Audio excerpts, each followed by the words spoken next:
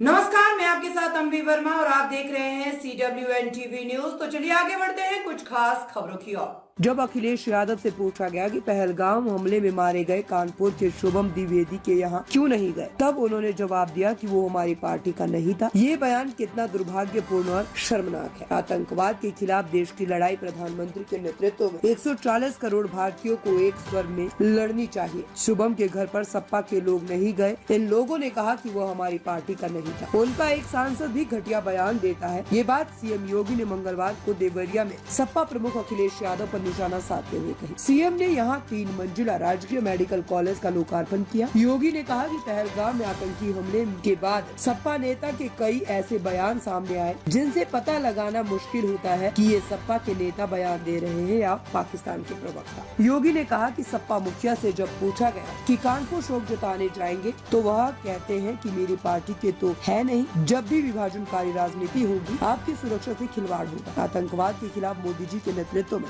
हम आगे बढ़ेंगे। आतंकियों के जहन्नुम में जाने के दिन जल्दी आएंगे।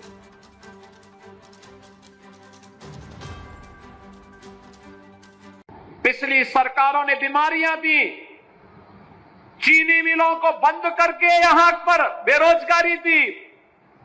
पिछली सरकारों ने यहां पे दंगे करवाए। पिछली सरकारों की सोच ही वही थी। आपने देखा होगा भी, ये लोग जो परिवारवादी हैं, जिनकी सोच केवल अपने परिवार तक सीमित है, जाति का नारा देते हैं, लेकिन जब सत्ता में आते हैं तो तुष्टीकरण की नीतियों की पराकाष्ठा को पूरी करते हुए केवल अपने परिवार के विकास की बात करते हैं, अपने परिवार तक सीमित रह जाते हैं।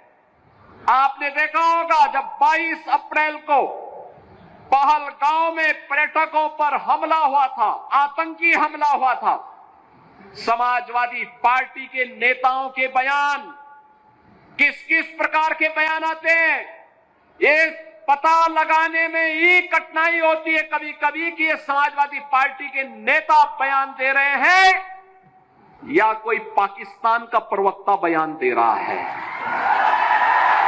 ये पता लगाने में ही कठिनाई हो जा रही है। आपने कल समाजवादी पार्टी के एक पदाधिकारी का मुंबई में दिया गया बयान देखा होगा। इससे पहले कानपुर का एक नौजवान अपने परिवार के साथ गया था पहलगाम, स्वर्गीय शुभम द्विवेदी। शुभम द्विवेदी की निर्मम हत्या कर दी गई।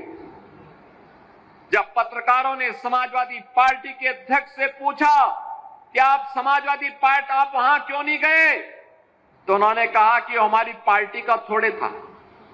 कितना दुर्भाग्यपूर्ण और शर्मनाक बयान है। बहनों और भाइयों, देश की संवेदना होनी चाहिए अपने नागरिकों पर। पूरा देश पार्टी लाइन से ऊपर उठ करके एक साथ इस घटना की निंदा कर रहा है और समाजवादी पार्टी के लोग इस प्रकार का दुर्भाग्यपूर्ण बयान देते हैं, इस प्रकार का दुर्भाग्यपूर्ण बयान देते हैं। पहलगाम की घटना में उनका एक राष्ट्रीय महासचिव बयान देता है, कहता हिंदू ने हिंदू को मारा है, यानी पाकिस्तान को क्लीन चिट देने की कुत्सित चेष्टा। उनका एक सांसद उससे भी घटिया स्तर का बयान देता है।